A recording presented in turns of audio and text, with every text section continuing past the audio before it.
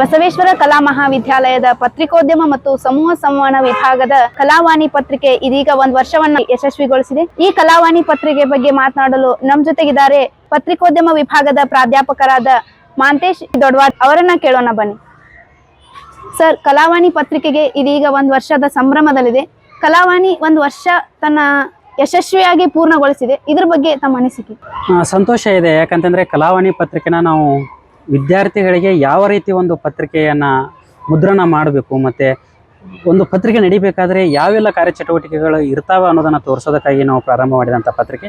ಇದಕ್ಕೆ ನಿರ್ದಿಷ್ಟ ಒಂದು ದಿನವನ್ನು ನಾವು ನಿಗದಿಪಡಿಸಿರಲಿಲ್ಲ. ಇದೇ ರೀತಿ ಅದು ಮುದ್ರಣ ಆಗಬೇಕು, ಇದೇ ದಿನ ಬರಬೇಕು ಅಂತ ಇದ್ದಿರಲಿಲ್ಲ.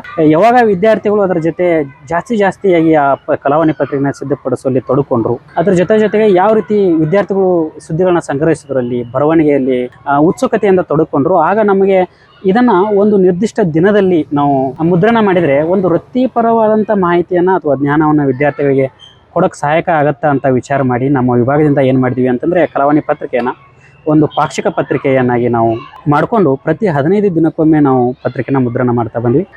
ಪ್ರಾರಂಭದಲ್ಲಿ ಕೇವಲ ನಮ್ಮ ಮಹಾವಿದ್ಯಾಲಯದಲ್ಲಿ ನಡೆಯುವಂಥ ಕಾರ್ಯಕ್ರಮಗಳ ಸುದ್ದಿಗಳನ್ನು ಏನು ನಮ್ಮ ವಿದ್ಯಾರ್ಥಿಗಳೇ ಸ್ವತಃ ಹೋಗಿ ವರದಿಗಳನ್ನ ಮಾಡ್ಕೊಂಡು ಬಂದು ಪತ್ರಿಕೆಯಲ್ಲಿ ಹಾಕ್ತಾಯಿದ್ರು. ಅದರ ಜೊತೆಗೆ ನಂತರದ ದಿನಗಳಲ್ಲಿ ವಿದ್ಯಾರ್ಥಿಗಳು ತಾವು ವೈಯಕ್ತಿಕ ಅಂಕನ ಮತ್ತು ಲೇಖನಗಳನ್ನ ಬರೆಯೋಕ್ಕೆ ಪ್ರಾರಂಭ ಮಾಡಿದ್ರು. ಅದಾದ ನಂತರ ಹೊಸ ವಿಷಯಗಳನ್ನ ನಾವು ತರೋದ್ರಿಂದ ವಿದ್ಯಾರ್ಥಿಗಳಿಗೆ ಇನ್ನಷ್ಟು ಕಲಿಕೆಗೆ ಅನುಕೂಲ ಆಗುತ್ತೆ ಅಂತ ಸಂದರ್ಶನಗಳು ಅಂತ ತೊಗೊಂಡು ಬಂದ್ವಿ. ಆಮೇಲೆ ಬೆಸ್ಟ್ ಫೋಟೋಗ್ರಫಿ ಬಗ್ಗೆ ತೊಗೊಂಡು ಬಂದ್ವಿ, ಯಾರು ಉತ್ತಮ ಫೋಟೋ ಹೊಡಿತಾರೆ ಅದ್ರ ಬಗ್ಗೆನ ತೊಗೊಂಡು ಬಂದ್ವಿ. ಆದ ನಂತರ ಕೆಲವೊಂದಷ್ಟು ಸ್ಪರ್ಧೆಗಳನ್ನ ಪ್ರಾರಂಭ ಮಾಡಿದ್ವಿ. ಈ ರೀತಿ ಏನು ಮಾಡಿದ್ವಿ ಅಂತಂದರೆ ಒಂದು ಪತ್ರಿಕೆನ ಭಿನ್ನವಾಗಿ ಮುದ್ರಣ ಮಾಡಬೇಕು, ಅದಲ್ಲದೆ ವಿದ್ಯಾರ್ಥಿಗಳಿಗೆ ಅದರ ಜ್ಞಾನ ಇನ್ನೂ ಜಾಸ್ತಿ ಆಗಬೇಕು ಅಂತ ಒಂದು ಹಂತವಾಗಿ ಬೆಳ್ಕೊಂಡು ಬಂದ್ವಿ. ಈಗ ಪತ್ರಿಕೋದ್ಯಮ ವಿಭಾಗದಿಂದ ಕಲಾವಾಣಿ ಏನು ಪತ್ರಿಕೆ ಇದೆ ಒಂದು ಹೆಮ್ಮರವಾಗಿ ಈಗ ಬೆಳೆದಿದೆ. ಯಾಕಂತಂದರೆ ಸ್ವತಃ ವಿದ್ಯಾರ್ಥಿಗಳು ಈಗ ಇವತ್ತೇ ಆಚೆ ಹೋದರೂ ಕೂಡ ಒಂದು ಪತ್ರಿಕೆಯಲ್ಲಿ ಯಾವ ರೀತಿ ಕೆಲಸ ಮಾಡಬಲ್ಲೆ ಅನ್ನೋದ್ರ ಬಗ್ಗೆ ಜ್ಞಾನ ಇದು ಕೊಟ್ಟಿರೋದ್ರಿಂದ ಖುಷಿ ಇದೆ. ಒಂದು ವರ್ಷ ಯಶಸ್ವಿಯಾಗಿ ಪೂರೈಸಿದ್ದು ಹೀಗೆ ಮುಂದುವರಿಯಲಿ, ವಿದ್ಯಾರ್ಥಿಗಳು ಇನ್ನಷ್ಟು ಇದರಲ್ಲಿ ಪಾಲ್ಗೊಳ್ಳಲಿ ಅನ್ನೋ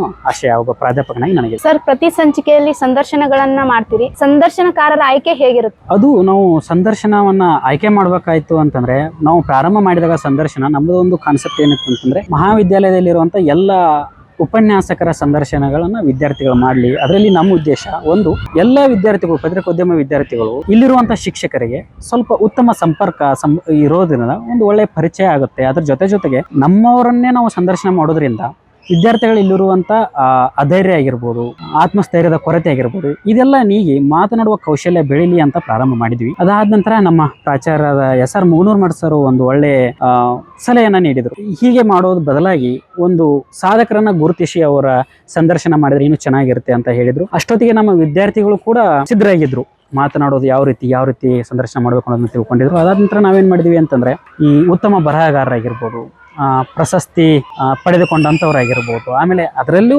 ನಮ್ಮ ಸಂಘದ ಉಪನ್ಯಾಸಕರು ಏನಿದ್ದಾರೆ, ನಮ್ಮ ಸಂಘದ ಸದಸ್ಯರುಗಳು ಅಥವಾ ನಮ್ಮ ಸಂಘದ ಆಡಳಿತ ಮಂಡಳಿ ಏನಿದೆ, ಇದರಲ್ಲಿರುವಂಥ ಸಾಧಕರನ್ನ ಹುಡುಕಿ ಅವರನ್ನ ಭೇಟಿಯಾಗಿ ಅವರ ಸಾಧನೆಗಳ ಬಗ್ಗೆ, ಅವರ ಜೀವನದ ಬಗ್ಗೆ ಕೆಲವೊಂದಷ್ಟು ಮಾಹಿತಿನ ಪಡ್ಕೊಂಡು ಕ್ವಶನ್ನ ಮಾಡಿಕೊಂಡು ನಂತರ ಅವ್ರ ಜೊತೆ ನಾವು ಸಂದರ್ಶನ ಮಾಡ್ತಾ ಇದ್ವಿ. ಇದೊಂದು ಉತ್ತಮ ವೇದಿಕೆ ಆಯಿತು ನಮ್ಮ ವಿದ್ಯಾರ್ಥಿಗಳಿಗೆ. ಯಾಕಂತಂದರೆ ನಮ್ಮ ಆಲೋಚನೆಯ ಪ್ರಕಾರ ಸಂದರ್ಶನ ಆಗಿದ್ರೆ ಕೇವಲ ನಮ್ಮ ಕಾಲೇಜಿನ ಉಪನ್ಯಾಸಕರಷ್ಟೇ ವಿದ್ಯಾರ್ಥಿಗಳ ಸಂಪರ್ಕಕ್ಕೆ ಬರ್ತಾ ಇದ್ರು. ಬಟ್ ಇದು ನಮ್ಮ ಪ್ರಾಚಾರ್ಯರ ಸಲಹೆಯಿಂದ ಏನಾಯಿತು ಅಂತಂದರೆ ನಮ್ಮ ಸಂಘದ ಈಗ ಸದ್ಯದಲ್ಲಿ ಸುತ್ತಮುತ್ತ ಇರುವಂಥ ಒಂದು 7-8 ಮಹಾವಿದ್ಯಾಲಯದ ಪ್ರಾಚಾರ್ಯರನ್ನ ಮತ್ತು ಪ್ರಾಧ್ಯಾಪಕರನ್ನ ಸಂದರ್ಶನ ಮಾಡಿದ್ವಿ. ಒಂದು ಉತ್ತಮ ಬಾಂಧವ್ಯ, ಆ ಕಡೆ ಇರುವಂಥ ಸುದ್ದಿಗಳು ಕೂಡ ನಮಗೆ ಸ್ಟಾರ್ಟ್ ಆಯಿತು. ಅದ್ರ ಜೊತೆಗೆ ಏನು ಈ ಸಾಧಕರ ಸಂಖ್ಯೆ ಗೊತ್ತಾಗ್ತಾ ಹೋಯ್ತು, ಆಗ ನಮ್ಮ ವಿದ್ಯಾರ್ಥಿಗಳಿಗೂ ಕೂಡ ವಿಶೇಷ ಲೇಖನಗಳನ್ನ ಬರೆಯೋಕೆ ವಿಷಯಗಳು ಸಿಗ್ತಾ ಹೋದ್ವು. ಈ ರೀತಿಯಾಗಿ ಕೆಲವೊಂದಷ್ಟು ನಾವು ಪ್ರಾಚಾರ್ಯರ ಸಲಹೆಗಳನ್ನ ತಗೋತೀವಿ. ಆಮೇಲೆ ಸಾಧಕರು ಏನಿದ್ದಾರೆ, ಯಾರು ಪ್ರಶಸ್ತಿ, ಪುಸ್ತಕ ಬರವಣಿಗೆ, ಕವಿತೆ ಬರವಣಿಗೆ, ಕಥಾ ಸಂಕಲನ, ಹೌದಾ, ಆಮೇಲೆ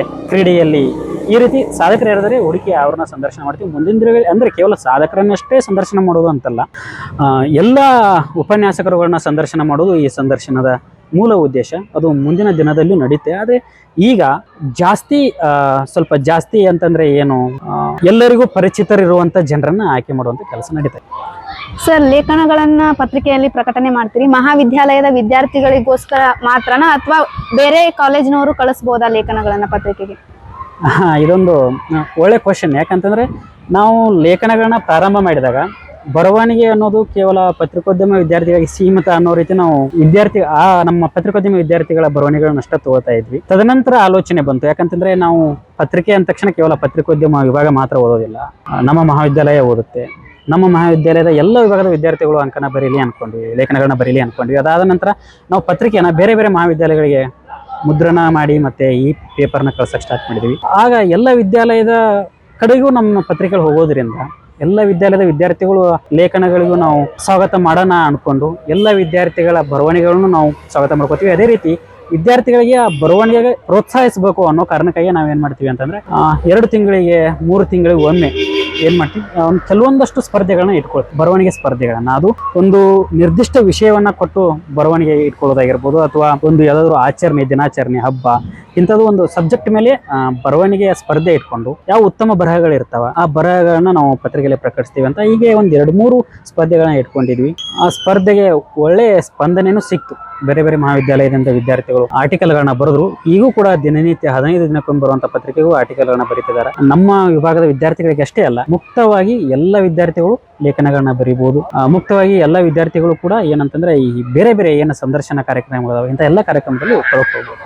ಸರ್, ಪಾಕ್ಷಿಕ ಪತ್ರಿಕೆಯಾಗಿ ಕಲಾವಾಣಿಯನ್ನ ಹೊರತರ್ತಾ ಇದ್ರಲ್ಲ, ಮುಂದಿನ ದಿನಗಳಲ್ಲಿ ವಾರಕ್ಕೊಮ್ಮೆ ಕಲಾವಾಣಿ ಪತ್ರಿಕೆಯನ್ನು ಹೊರತರುವ ಉದ್ದೇಶ ಏನಾದ್ರೂ ಇದೆಯಾ? ಇದೆ. ಈಗ ಆಲ್ರೆಡಿ ಕೆಲವೊಂದಷ್ಟು ಶಿಕ್ಷಕರ ಸಲಹೆ ಅದು ವಾರಕ್ಕೊಮ್ಮೆ ಪತ್ರಿಕೆಗಳನ್ನ ತಗೊಂಡ್ ಬನ್ನಿ ಅಂತ. ಬಟ್ ನೋಡಿ, ಪ್ರಾಯೋಗಿಕ ಚಟುವಟಿಕೆ ಅಂದ್ರೆ ಕೇವಲ ಪತ್ರಿಕೆ ಮಾಡೋದಷ್ಟೇ ಅಲ್ಲ, ನಾವು ಮುದ್ರಣ ಜಗತ್ತಿನಿಂದ ಡಿಜಿಟಲ್ ಜಗತ್ತಿಗೂ ಹೋಗ್ಬೇಕು. ಅದೇ ರೀಸನ್ಗೆ ನಾವು BSCB ನ್ಯೂಸ್ ಅಂತ ಯೂಟ್ಯೂಬ್ ಚಾನಲ್ ಕೂಡ ಮಾಡಿದೀವಿ. ಅದಕ್ಕೂ ಕೂಡ ನಾವು ಸುದ್ದಿ, ಆಂಕರಿಂಗ್, ನಿರೂಪಣೆ, ವಾಯ್ಸ್ ಓವರ್ನ ಯಾವ ರೀತಿ, ಬ್ಯಾಕ್ಗ್ರೌಂಡ್ ವಾಯ್ಸ್ನ ಯಾವ ರೀತಿ ಕೊಡಬೇಕು, ಇಂಥದೆಲ್ಲ ಟ್ರೈನ್ನ ಕೊಡ್ತಾ ಇದೀವಿ. ಒಂದು ಪತ್ರಿಕೆ ಅಂತಂದ್ರೆ ಕೇವಲ ಒಂದು ದಿನದಲ್ಲಿ ಆಗುವಂಥದ್ದಲ್ಲ. ಯಾಕಂತಂದ್ರೆ ವಿದ್ಯಾರ್ಥಿಗಳು ಕಲಿಕಾ ಹಂತದಲ್ಲಿ ಇರೋದ್ರಿಂದ ಈಗ ಪಾಕ್ಷಿಕ ಇರೋ ಪತ್ರಿಕೆಗೆ ನಾವು ಸಿದ್ಧಪಡಿಸ್ಬೇಕಂತಂದ್ರೆ ನಿರ್ದಿಷ್ಟ 1 ವಾರಗಳವರೆಗೆ ನಿರಂತರವಾಗಿ ಕೆಲಸ ನಡೆಯುತ್ತೆ. ಅದನ್ನ ವಾರಕ್ಕೆ ನಾವು ಸೀಮಿತ ಮಾಡ್ಕೊಂಡು ವಾರ ಪತ್ರಿಕೆ ಮಾಡಿಬಿಟ್ರೆ ವಿದ್ಯಾರ್ಥಿಗಳಿಗೂ ಅದು ಒಂದು ರೀತಿ ಪ್ರೆಷರ್ ಹಾಕಿದಂಗೆ ಆಗುತ್ತೆ. ಯಾಕಂತಂದ್ರೆ ಒಂದು ಸುದ್ದಿ ಸಂಗ್ರಹಣೆ ಅಂದ್ರೆ ಸಾಮಾನ್ಯ ಅಲ್ಲ. ಎಲ್ಲ ಕಡೆ ಏನೋ ಮಹಾವಿದ್ಯಾಲಯದ ಕಾರ್ಯಕ್ರಮಗಳನ್ನ ಎಲ್ಲ ಸುದ್ದಿಗಳನ್ನ ಸಂಗ್ರಹಿಸ್ಕೊಂಡು, ಸುದ್ದಿ ಇಲ್ಲ ಅಂತಂದ್ರೆ ವಿಶೇಷ ಲೇಖನಗಳನ್ನ, ಅಂಕಣಗಳನ್ನ, ವಿಶೇಷ ವರದಿಗಳನ್ನ ಸಿದ್ಧಪಡಿಸ್ಕೊಳ್ಬೇಕಾಗತ್ತೆ. ಒಂದು ವಾರದ ಪತ್ರಿಕೆ ಅಂತ ಮಾಡ್ಕೊಂಡ್ರೆ ಅದು ಪದವಿ ಮಟ್ಟದಲ್ಲಿ ವಿದ್ಯಾರ್ಥಿಗಳಿಗೆ ಒಂದು ಸ್ವಲ್ಪ ಪ್ರೆಷರ್ ಆಗುತ್ತೆ ಅನ್ನೋ ಉದ್ದೇಶದಿಂದ ನಾವು ಪಾಕ್ಷಿಕವಾಗಿ ಇಟ್ಕೊಂಡ್ವಿ. ಬಟ್ ನೋಡೋಣ, ವಿದ್ಯಾರ್ಥಿಗಳ ಸಂಖ್ಯೆ ಹೆಚ್ಚಾದ್ರೆ ವಿಷಯಗಳ ಸಂಗ್ರಹಣೆ ಜಾಸ್ತಿ ಆಗುತ್ತಾ ಹೋದ್ರೆ ಮುಂದಿನ ದಿನಗಳಲ್ಲಿ ಅದು ಆಲೋಚನೆ ಮಾಡೋಣ. ಬಟ್ ಸದ್ಯಕ್ಕೆ ಈಗ ಪಾಕ್ಷಿಕವಾಗಿಯೇ ಮುಂದುವರಿಲಿ ಅಂತ ನಮ್ಮ ಅಭಿಪ್ರಾಯ. ಸ್ವಲ್ಪ ವಿಚಾರ ಯಾಕಂತಂದ್ರೆ ಪ್ರಾರಂಭದಲ್ಲಿ ಬಂದಾಗ ನಾವು ವಿದ್ಯಾರ್ಥಿಗಳನ್ನ ಬೈದು ಅದೊಂದು ಖುಷಿ ವಿಚಾರ. ಯಾಕಂತಂದ್ರೆ ಪ್ರಾರಂಭದಲ್ಲಿ ಬಂದಾಗ ನಾವು ವಿದ್ಯಾರ್ಥಿಗಳನ್ನ ಬೈದು ಬರವಣಿಗೆಗೆ ಕೊಡ್ತಾ ಇದ್ವಿ. ಬರವಣಿಗೆನೇ ಒಂದು ಕೆಲಸವನ್ನ ಈಗ ಕೊಡ್ತಾ ಇದ್ವಿ ಅವರಿಗೆ. ಮುಂದಿನ ದಿನಗಳಲ್ಲಿ ಒಂದು ಸಲ ಏನು, ಅದು ಬರವಣಿಗೆ ಅನ್ನೋದು ಒಂದು ಆಸಕ್ತಿ, ಅದು ಹೌದಾ, ಅದು ಬಂತು ಅಂತಂದರೆ ಅಷ್ಟು ಈಸಿಯಾಗಿ ಹೋಗಲ್ಲ. ಹೆಚ್ಚಿನ ಸಂಖ್ಯೆಯ ವಿದ್ಯಾರ್ಥಿಗಳು ಬರವಣಿಗೆಯಲ್ಲಿ ನಮ್ಮಲ್ಲಿ ತೊಡ್ಕೊಂಡಿದ್ದಾರೆ. ನೀವು ಹೇಳೋ ರೀತಿ 6 ಪುಟ ಬರದೇ ಹೋದರೂ ಕೂಡ ವಾರಕ್ಕೊಮ್ಮೆ ಮಿನಿಮಮ್ 6 ಆರ್ಟಿಕಲ್ ಉದಯವಾಣಿ ಫ್ಯೂಷನ್ ವಿಶೇಷ ಸಪ್ಲಿಮೆಂಟಲ್ಲಿ ಅದು ಪ್ರಿಂಟ್ ಆಗ್ತಾ ಇದೆ. ಬಟ್ ನಮ್ಮ ಉದ್ದೇಶ ಕೇವಲ ಉದಯವಾಣಿ ಫ್ಯೂಷನ್ಗೆ ಅಷ್ಟೇ ಅಲ್ಲದೆ ನಮ್ಮ ವಿದ್ಯಾರ್ಥಿಗಳು ಬೇರೆ ಬೇರೆ ಆಸಕ್ತಿಕರ ವಿಷಯಗಳನ್ನ ತೆಗೆದುಕೊಂಡು ಬೇರೆ ಬೇರೆ ಪತ್ರಿಕೆಗೆ ಬರೀಲಿ ಅನ್ನೋದಿದೆ, ಮಾಡ್ತಾರೆ. ಈಗ ಸದ್ಯಕ್ಕೆ ಬರ್ತಾ ಇದೆ, ಸಂತೋಷ. ಒಟ್ಟಿನಲ್ಲಿ ಬರವಣಿಗೆ ಕಲಿಯೋಕೆ ಒಂದು ಉತ್ತಮ ವೇದಿಕೆ ಫ್ಯೂಷನ್, ಉದಯವಾಣಿ ಫ್ಯೂಷನ್ ಬಗ್ಗೆ ನಾವು ಹೇಳ್ಬೋದು. ಯಾಕಂತಂದ್ರೆ ಕೋವಿಡ್ ನಂತರದಲ್ಲಿ ಸಪ್ಲಿಮೆಂಟ್ಗಳ ಸಂಖ್ಯೆ ಕಡಿಮೆ ಆಗಿಬಿಡ್ತು. ವಿದ್ಯಾರ್ಥಿಗಳಿಗೆ ಬರವಣಿಗೆಗೆ ಒಂದು ವೇದಿಕೆನೇ ಇದಿರಲಿಲ್ಲ. ಒಂದು 12 ಪುಟದ ವಿದ್ಯಾರ್ಥಿಗಳಿಗೆ ಅದು ವೇದಿಕೆ ಸಿಕ್ಕ ನಂತರ ಎಲ್ಲ ಬರಹಗಳಿಗೂ ಒಂದು ನ್ಯಾಯ ಸಿಕ್ಕಂಗಾಗಿದೆ. ಅದರಲ್ಲೂ ನಮ್ಮ ವಿದ್ಯಾರ್ಥಿಗಳು ಅದಕ್ಕೆ ಜಾಸ್ತಿ ಬರಿತಾ ಇದ್ದಾರೆ. ಅದ್ರ ಜೊತೆಗೆ ಬೇರೆ ಬೇರೆ ಪತ್ರಿಕೆಗಳಿಗೆ ಬೇರೆ ಬೇರೆ ವಿಷಯನ ಇಟ್ಕೊಂಡು ಬರೀಲಿ ಅಂತ ಆಸೆ ಇದೆ. ಸರ್, ಕಲಾವಾಣಿ ಪತ್ರಿಕೆ ಬಗ್ಗೆ ಮಹಾವಿದ್ಯಾಲಯದ ಉಳಿದ ಪ್ರಾಧ್ಯಾಪಕರ ಪ್ರತಿಕ್ರಿಯೆ ಹೇಗಿದೆ? ಒಂದು ಕೇವಲ ಇದು ವಿಭಾಗದ ಕೆಲಸವಾಗಿ ಉಳಿದಿಲ್ಲ, ಒಂದು ಮಹಾವಿದ್ಯಾಲಯದ ಕೆಲಸ ಆಗಿ ಉಳಿದ್ಬಿಟ್ಟಿದೆ. ಯಾಕಂತಂದ್ರೆ ಇಡೀ ಮಹಾವಿದ್ಯಾಲಯದ ವಿಷಯಗಳನ್ನು ನಾವು ಕಲಾವಾಣಿ ಪತ್ರಿಕೆಯಲ್ಲಿ ನಾವು ನೋಡಬಹುದು. 15 ದಿನಗಳ ಕಾಲ ನಮ್ಮ ಮಹಾವಿದ್ಯಾಲಯದಲ್ಲಿ ಏನೇನಾಯ್ತು, ಒಂದು ಕಾರ್ಯಕ್ರಮವನ್ನ ಹಿಡ್ಕೊಂಡು ಎಲ್ಲಿಯ ಮಟ್ಟಿಗೆ ಅಂತಂದ್ರೆ ಒಂದು ವಿಶೇಷ ಸಣ್ಣ ಉಪನ್ಯಾಸ ಇದ್ರೂ ಕೂಡ ಅದು ವರದಿ ಆಗ್ಬಿಡುತ್ತೆ, ಹೌದಾ. ಅದ್ರ ಜೊತೆಗೆ ಸಣ್ಣ ಕವನಗಳಾಗಿರ್ಬೋದು, ಆಮೇಲೆ ಸಣ್ಣ ಬರಹಗಳಾಗಿರ್ಬೋದು. ಕೇವಲ ಇದು ವಿದ್ಯಾರ್ಥಿಗಳಿಗೆ ಅಷ್ಟೇ ಅಲ್ಲ, ಶಿಕ್ಷಕರಿಂದ ಕೂಡ ನಾವು ಏನ್ ಮಾಡ್ತೀವಿ ಅಂತಂದ್ರೆ ಉಪನ್ಯಾಸಕರಿಂದ ವಿಶೇಷ ದಿನಗಳಲ್ಲಿ ವಿಶೇಷ ಬರಹಗಳನ್ನು ಕೂಡ ಮಾಡ್ತಾ ಇದ್ದೀವಿ. ಒಂದು ಒಳ್ಳೆ ಪ್ರಯತ್ನ. ಇಲ್ಲಿ ಕೇವಲ ಪತ್ರಿಕೋದ್ಯಮ ವಿಭಾಗದ ವಿದ್ಯಾರ್ಥಿಗಳು, ಪತ್ರಿಕೋದ್ಯಮ ವಿಭಾಗದ ಶಿಕ್ಷಕರಿಗಷ್ಟೇ ಕೆಲಸ ಇಲ್ಲ. ಬೇರೆ ಬೇರೆ ಸ್ಪರ್ಧೆಗಳನ್ನ ನಡೆಸೋದ್ರಿಂದ, ಬೇರೆ ಬೇರೆ ಲೇಖನಗಳನ್ನ ಬರ್ಸೋದ್ರಿಂದ, ಇದ್ರ ಜೊತೆಗೆ ಏನೋ ಮಹಾವಿದ್ಯಾಲಯದ ಬೇರೆ ಉಪನ್ಯಾಸಕರನ್ನು ಕೂಡ ಇದರಲ್ಲಿ ನಾವು ತೊಡಗಿಸ್ಕೊಳ್ತಾ ಇದೀವಿ. ಅವರು ಕೂಡ ಇದರಲ್ಲಿ ಭಾಗಿಯಾಗ್ತಿದ್ದಾರೆ. ಈಗ 1 ವರ್ಷದ ಸಂಭ್ರಮ ಇರೋದ್ರಿಂದ ನಮ್ಮ ವಿದ್ಯಾರ್ಥಿಗಳಿಂದ ಪ್ರತಿಕ್ರಿಯೆಗಳನ್ನ ಕೂಡ ತಗೊಂಡ್ವಿ. ಒಳ್ಳೆ ಸಲಹೆಗಳನ್ನ ಕೊಟ್ಟಿದ್ದಾರೆ, ಅಪ್ರಿಸಿಯೇಷನ್ ಕೂಡ ಕೊಟ್ಟಿದ್ದಾರೆ. ಯಾಕಂತಂದ್ರೆ ಒಂದು ಪದವಿ ಮಟ್ಟದಲ್ಲಿ ಅಂತಂದ್ರೆ ಕೇವಲ ಒಂದು ವಿಷಯನ ಇಟ್ಕೊಂಡು ಅಧ್ಯಯನ ನಡೆಸುವಂತದ್ದಲ್ಲ. ಯಾಕಂದ್ರೆ ಒಬ್ಬ ವಿದ್ಯಾರ್ಥಿ ಪದವಿಗೆ ಬಂದು ಅದರಲ್ಲಿ ಪತ್ರಿಕೋದ್ಯಮ ಒಂದಕ್ಕೆ ಇಷ್ಟೊಂದು ಸಮಯ ಕೊಟ್ಟು ವಿದ್ಯಾರ್ಥಿಗಳು ಪಾಲ್ಗೊಳ್ಳುವುದನ್ನ ಕಂಡ್ರೆ ಪ್ರಾಚಾರ್ಯರ ಜೊತೆಗೆ ನಮ್ಮ ಇಲ್ಲಿರುವಂತಹ ಪ್ರಾಧ್ಯಾಪಕರಿಗೂ ತುಂಬಾ ಖುಷಿ ಇದೆ. ಅವರು ಕೂಡ ಉತ್ತಮ ರೀತಿಯ ಸ್ಪಂದನೆ ಮಾಡ್ತಾ ಇದ್ದಾರೆ. ಅದ್ರ ಜೊತೆಗೆ ವಿಶೇಷ ಬರಹಗಳನ್ನು ಕೂಡ ಅವರು ಕೂಡ ಬರಿತಾ ಇದ್ದಾರೆ. ಒಂದು ರೀತಿ ಅದು ಪ್ಲಸ್ ಪಾಯಿಂಟ್ ನಮಗೆ. ಯಾಕಂತಂದ್ರೆ ಒಬ್ಬ ಉಪನ್ಯಾಸಕರು ಬರಹಗಳಿಗೆ ಅವರು ಕೂಡ ನಮ್ಮ ಪತ್ರಿಕೆಗೆ ಬರೆಯೋಕೆ ಇಷ್ಟಪಡ್ತಾರೆ. ಅವರು ಕೂಡ ಒಂದು ನಮ್ಮ ಆರ್ಟಿಕಲ್ ಇದರಲ್ಲಿ ಪಬ್ಲಿಷ್ ಆಗಲಿ ಅಂತ ಇಷ್ಟಪಡ್ತಾರೆ ಅಂತಂದಾಗ ನಮ್ಮ ಪತ್ರಿಕೆ ಒಂದು ಉತ್ತಮ ರೀತಿಯಲ್ಲಿ ಕೆಲಸ ಮಾಡ್ತಾ ಇದೆ ಅನ್ನೋದು ಒಂದು ನಮಗೆ ಖುಷಿ. ಒಂದು ವೃತ್ತಿಪರತೆ ಅನ್ನೋದು ನಮ್ಮ ಪತ್ರಿಕೆಯಲ್ಲಿ ಇದೆ ಅನ್ನೋದು ನಮ್ಮ ಮತ್ತೊಂದು ಹೆಮ್ಮೆ ತರ್ತಿದೆ. ಒಳ್ಳೆ ಅಭಿಪ್ರಾಯ ಇದೆ ಪ್ರಾಧ್ಯಾಪಕರು ಕೂಡ. ಸರ್, ವರ್ಷದ ಸಂಚಿಕೆಯಲ್ಲಿ ಏನಾದರೂ ವಿಶೇಷತೆ ಇದೆ? ಎಸ್, ವರ್ಷದ ಸಂಚಿಕೆಯಲ್ಲಿ ವಿಶೇಷತೆ ಅಂತಂದ್ರೆ ಪ್ರತಿ ಸಲ ನಮ್ಮದು ಕಾನ್ಸೆಪ್ಟ್ ಇರೋದು ವಿದ್ಯಾರ್ಥಿಗಳ ಅಧ್ಯಯನ. ಯಾಕಂತಂದ್ರೆ ಸುದ್ದಿ ಸಂಗ್ರಹದ ಒಂಚೂರು ಕಷ್ಟ. ಅವರು ಬೇರೆ ತರಗತಿಗಳನ್ನ ಮುಗಿಸ್ಕೊಂಡು ಈ ಕಡೆ ಬರೋದ್ರಿಂದ 1-2 ಪುಟದಲ್ಲಿ ನಾವು ಕಾರ್ಯಕ್ರಮ ಮಾಡ್ಕೋತಾ ಬರ್ತಿದ್ವಿ.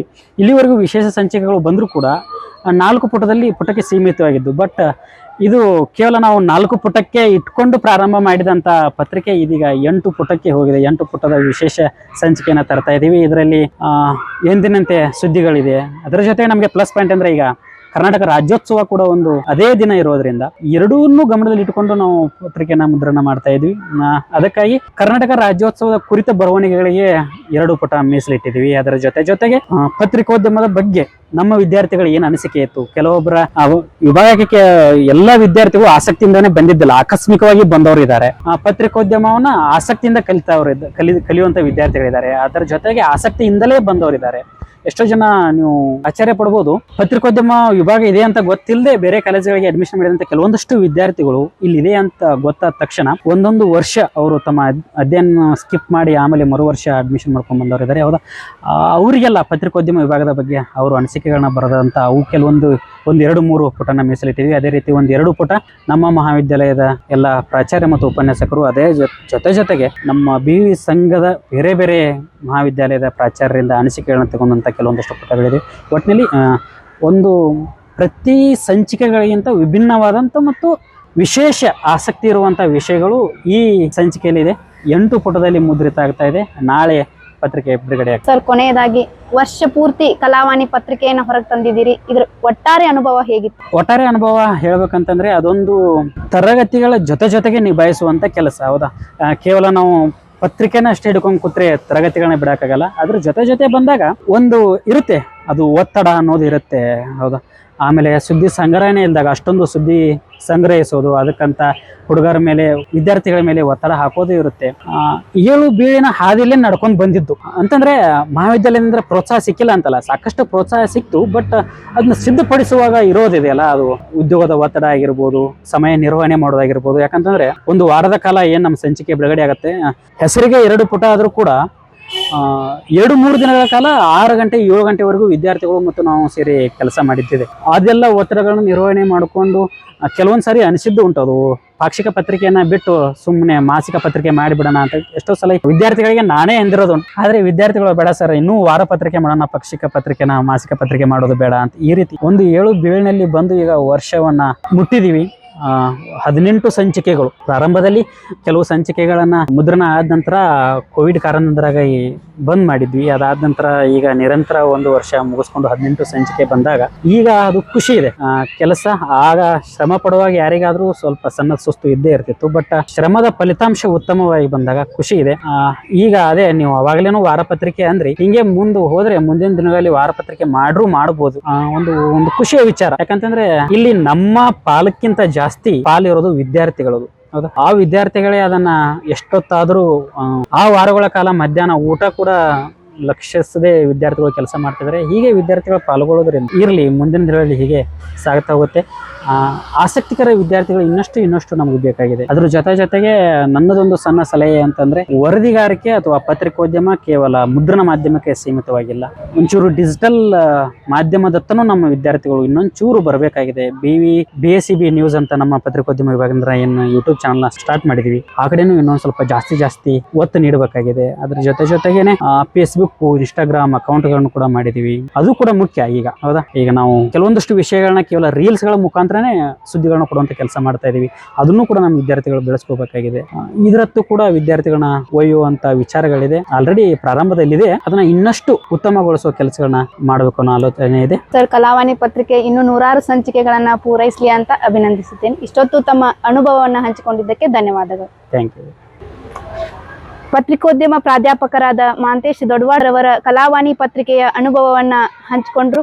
ಸುದ್ದಿಯ ಹುಡುಕಾಟ, ವಿಶೇಷ ಸಂದರ್ಶನ, ವಿಶಿಷ್ಟ ಬರಹಗಳು, ಫೋಟೋಗ್ರಫಿಯನ್ನ ಕಲಿಸಿಕೊಟ್ಟಿರುವುದು ಕಲಾವಾಣಿ ಪತ್ರಿಕೆ ಅಂತ ತಮ್ಮ ವರ್ಷದ ಅನುಭವವನ್ನ ನಮ್ಮ ಜೊತೆ ಹಂಚಿಕೊಂಡ್ರು. ಕ್ಯಾಮ್ರಾ ಪರ್ಸನ್ ಪ್ರದೀಪ್ ಜೊತೆ ಗಂಗಾ ಮಾತಪ್ಪನವರ್, BSCB ನ್ಯೂಸ್.